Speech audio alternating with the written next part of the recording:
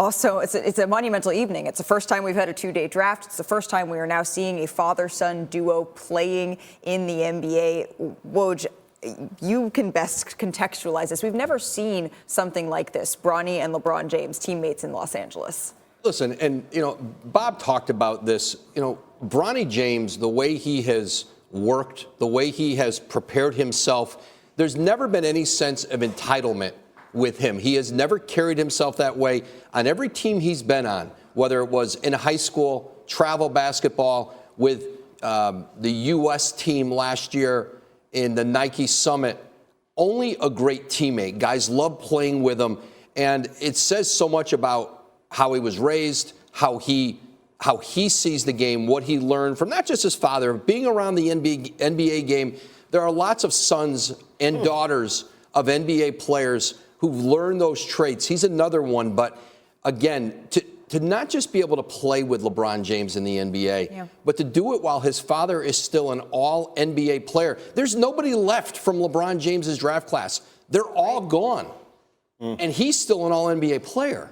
I think one of the important things to bring up is what, what you brought up in regards to the nepotism, because I don't want to hear it either, and I really appreciate and applaud you for bringing it up, because you hear people mumbling about that in the weeks and the days leading up to the draft. It is something that has permeated throughout the NBA for quite some time, okay, and on all levels, and no one has said anything. It's never been an issue that I can remember. I've been covering the NBA for a quarter century. This man has been around just as long, if not longer. Don't talk to me about nepotism being something new. It's been here. Nobody said anything before. Shut the hell up now. Pretty incredible. I want to zero back in, though, on Bronny James, because this is monumental. It's historic. And we're going to get to see Bronny James on the floor for the first time in Summer League. But what are your realistic expectations as you look toward a rookie year that's going to be under a microscope like no other? I certainly don't expect him to play.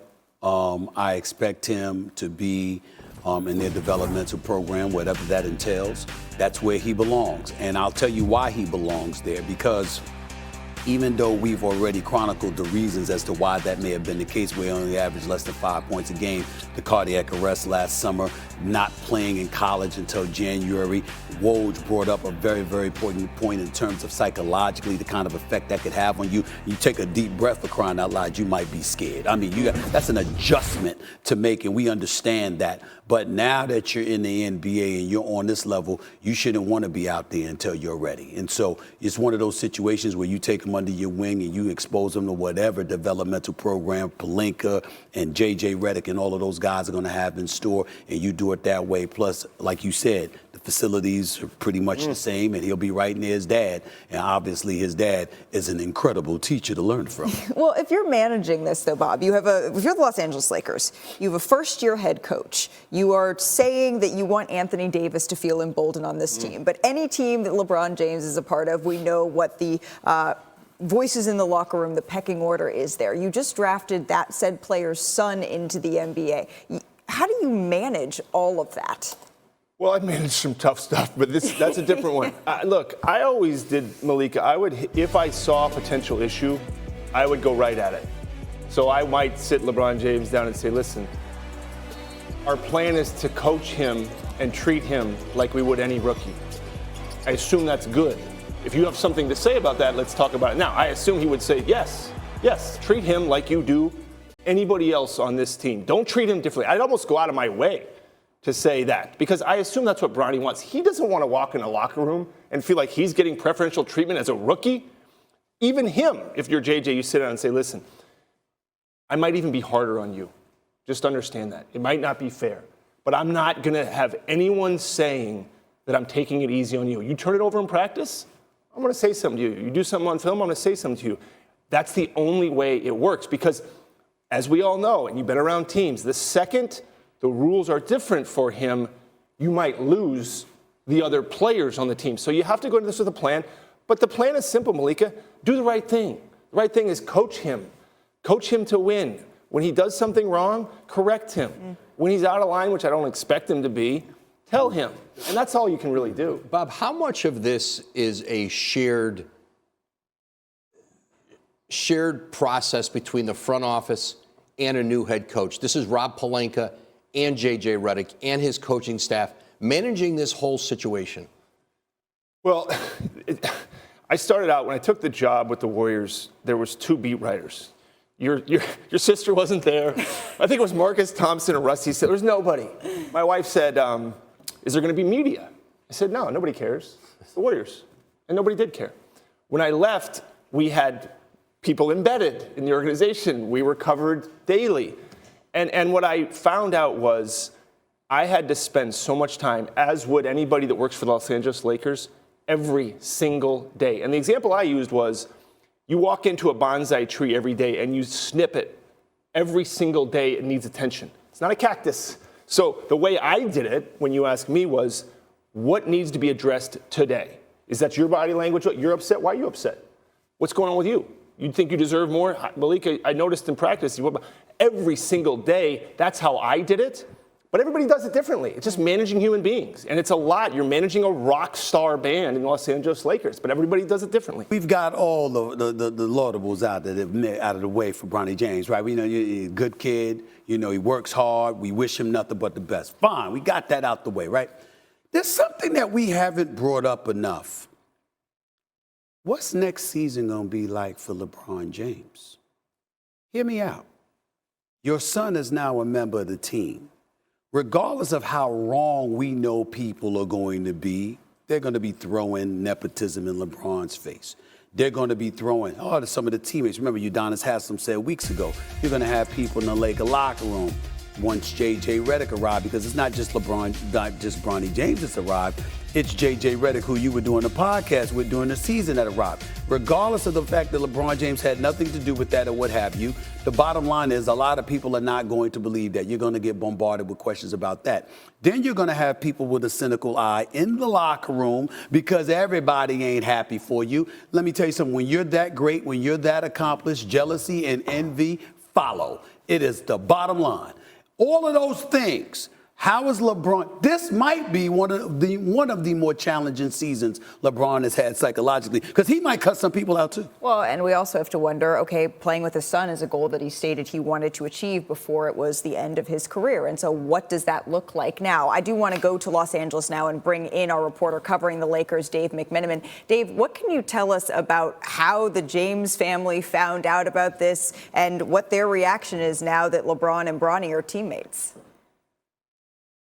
Yeah, Malika, I'm told that the James family and some of their closest friends and confidants, including Rich Paul, of course, Gloria James, LeBron's mother, and Savannah's parents as well, gathered for an intimate dinner in New York City today to await what was going to happen with the second round. And when they got the call from the Lakers, LeBron James had a champagne toast to everyone there. I'm told it was less than 20 people. And sources tell me he got very emotional in considering the weight of the moment, not just the history for the NBA, the first time you have a father-son duo playing together, and not just the history for the James family being that father and son duo, but really the journey for Bronny James. You think back, it's less than a year ago, last July, where he suffered that cardiac incident. And that was a very serious time, very touch and go for the James family. And here they are together, having one of the most joyous days they've ever experienced, with Bronny being able to complete his goal of playing in the NBA. Dave, thank you so very much. A 4:30 dinner. You know, I like that. Some people are into that. Dave, we appreciate that. But yeah, getting back to kind of what Stephen A. was saying, I think that given what Dave said, gathering, celebrating, I can only imagine how emotional that was. You do have to take into account what this looks like now for LeBron, and he has a lot to contemplate. Well, what is a parent, what is any stronger, what pulls at you more than your children? I don't think anything. I don't think anything in the world matters to a parent more than their child. And so to go through a season with your son, I'm imagining no one's ever really, there's no blueprint for that. I don't know that anybody's ever done that. So there will be some amazing highs and there will be some lows. And I guess, I mean, I've never seen somebody navigate stardom maybe as well as LeBron James did. It has, from 18 years old, with the expectations that he has wielded and borne and stood up to being an ambassador for the NBA as well as he has. If anybody can do it, it's him.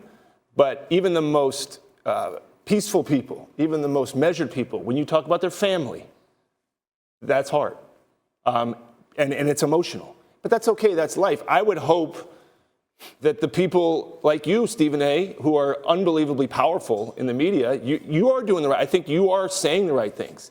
But there are going to be people that take an approach that is not measured and attack this to try to get attention. Because LeBron's been dealing with that his whole life, though. I mean, people come at him to elevate themselves, and he's managed it as well as anybody ever could. Well, look, go ahead, Woj. I need a drink of water. Okay, I got you. I got you covered. He's emotional. I got you covered. I'm not emotional. I got you covered. I need water. Just joking over here. Let me say this. Let me say this. Wow, you did. By the The way, one like you time. set me up. No, time out. I did it. I swear I did it. Woj, the one time he deferred, you weren't ready. The one time. No, I didn't know. When you play with Stephen A., you're not expecting the pass. Yeah. Right. You didn't expect the ball. He doesn't pass. He jumps up in the air and we go. One time. I was just trying to go to the offensive boards here. We were trying to box out for you, Stephen A. I got my bad. Go ahead. My bad. Listen, here's the deal. When you look at LeBron, it's going to be an incredible challenge because there are so many times over the years he's been so adroit, so exceptionally so at biting his tongue. And Bob, you bring up a very valid point. It's one thing to do that for yourself. How you gonna do that if somebody's coming after your son? And that's where the Lakers are going to have to step in and be very, very mindful and cognizant of it and responsible for it. Now, we could say what we want about the Lakers organization and debate stuff back and forth in terms of some decisions that may have been made and not made over the last decade or so or what have you. But the one thing we can consistently give them credit for is they go out of their way as an organization to protect their own. They do that. Yep. And so this is going to be a very unique challenge for the organization as you facilitate the growth, the tutelage, the development of a Bronny James.